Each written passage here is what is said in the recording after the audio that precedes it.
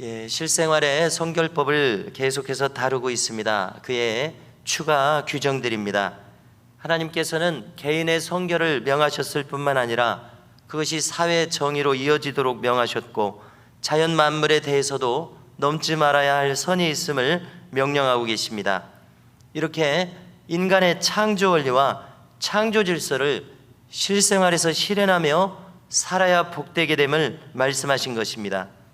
그리고 이것은 가나안 땅에 들어갔을 때 그 사람들의 풍습을 정면으로 거절하면서 살아야 하는 실제로 일어날 영적인 전쟁을 말씀하신 것입니다.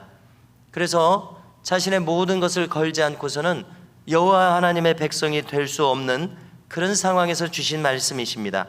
그래서 우리는 이 말씀들을 오늘을 살아가는 우리에게 적용해야 될 것입니다. 우리도 마찬가지입니다. 하나님의 백성답게 살려면은 이 세상의 풍조를 정면으로 거스르는 그러한 큰 우리의 생명을 다한 그러한 순종이 필요한 것을 깨닫습니다. 먼저 가축에 대한 이종 교배를 금하셨습니다. 밭에 두 종자 파종을 금하셨습니다. 두 재료로 옷을 직주함을 금하셨습니다. 또 정혼한 여종에 대해서 이 여종이 아직 팔려가지는 않은 상태에서 통정에서 동침했을 경우 두 사람을 아직 죽이지는 않되 남자는 속건제를 드려야 속죄를 받는다고 말씀하십니다.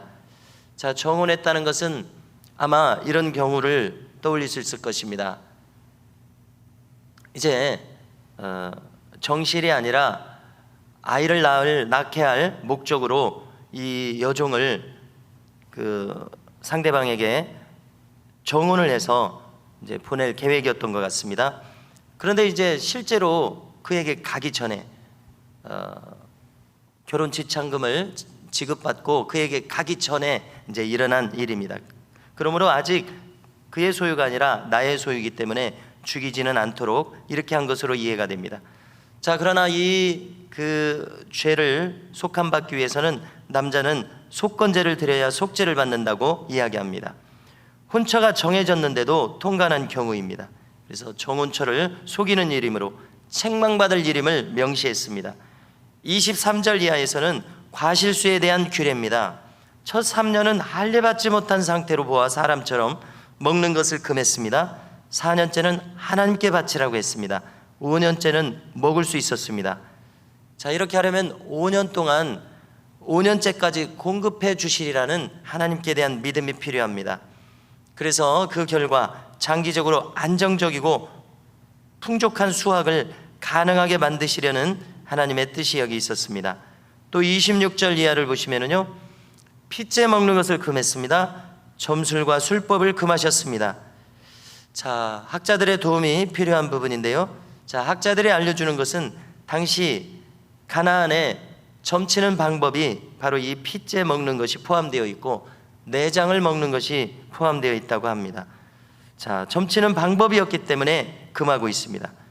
또한 이렇게 점술과 술법을 금하신 것이고요.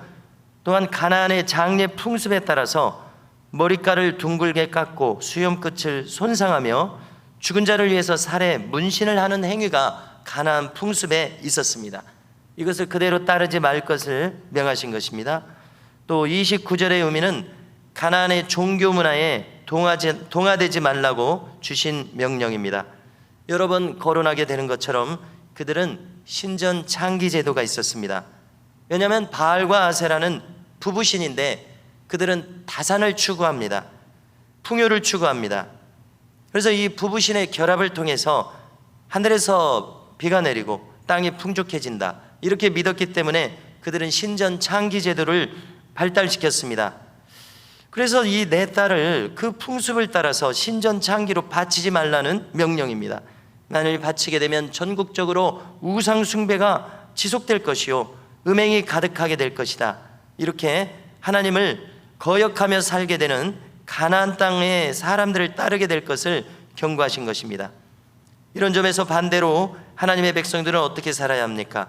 안식일을 지켜야 됩니다. 성수를 귀히 여겨야 합니다. 안식일 성수를 통해서 하나님을 경외할 뿐만 아니라 그 땅의 사회에 안전장치를 주게 되는 것입니다. 그래서 모두에게 유익이 있게 합니다. 주인이 쉬게 되므로 종과 가축들도 쉬게 될 것입니다. 자신뿐만이 아니라 타인들도 쉬도록 배려해 주는 것입니다. 또 31절을 보니까 신접한 자와 박수를 추종함을 금하셨습니다. 이것은 스스로 더럽히는 행위입니다. 하나님을 배반하는 행위입니다. 그러나 이것이 쉽지 않은 것은 우리가 아프리카의 어느 부족을 한번 생각해 보십시오. 거기서 박수무당은 추장이자, 그러니까 정치 지도자이자 종교 지도자입니다. 그는 이제 점수를 통해서 사람들의 마음을 조정하는 것입니다. 이렇게 하지 않으면 안 되도록 사회를 이끌어가는 것입니다. 그러므로 신접한 자와 박수는 그 사회를 조종하며 이끌어가는 사람들인데, 그들을 추종함을 정면으로 거부하고 그것을 금하신 것입니다. 오직 하나님만을 따르도록 한 것입니다.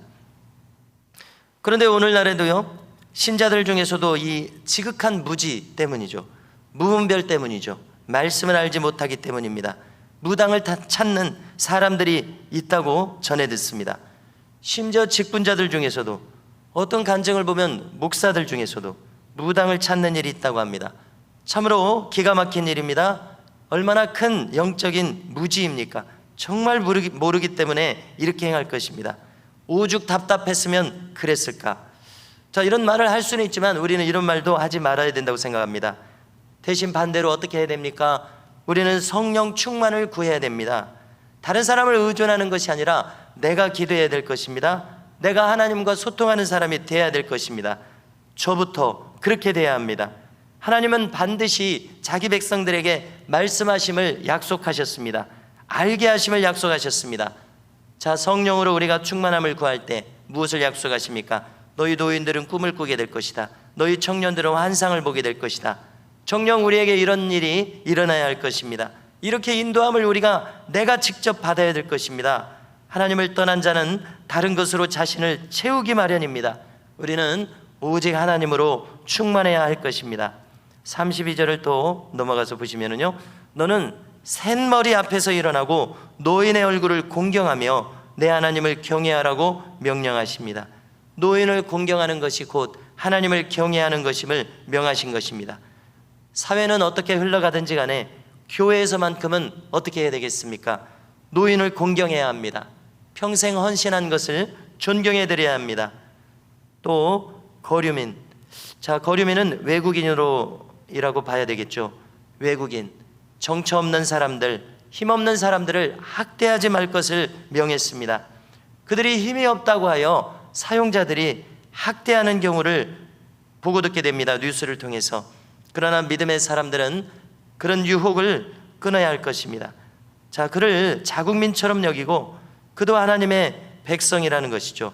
여기고 사랑하며 너희도 애굽 땅에서 나그네요 종되었던 것을 기억하라고 이야기하십니다.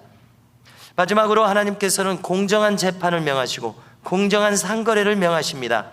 속이고자 하는, 불의를 행하고자 하는 유혹을 물리치라고 말씀하신 것이죠.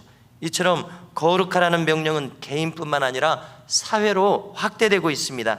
믿음의 사람들이 어떻게 살아야 할지를 분명히 말씀하신 것입니다. 사법과 경제 영역에서도 공평과 정의를 추구하는 것으로 표현됩니다. 성도 여러분, 이처럼 우리는 하나님의 백성으로 살아가고 있습니다. 우리가 세상의 가치와 문화대로 행하는 것이 아니라 그것을 정면으로 거부하고 하나님께서 명하신 거룩의 명령을 실현하며 이렇게 하나님의 축복과 계획과 은혜 가운데 거하며 살아가는 자로 살아갈 수 있기를 주님의 이름으로 간절히 축복합니다.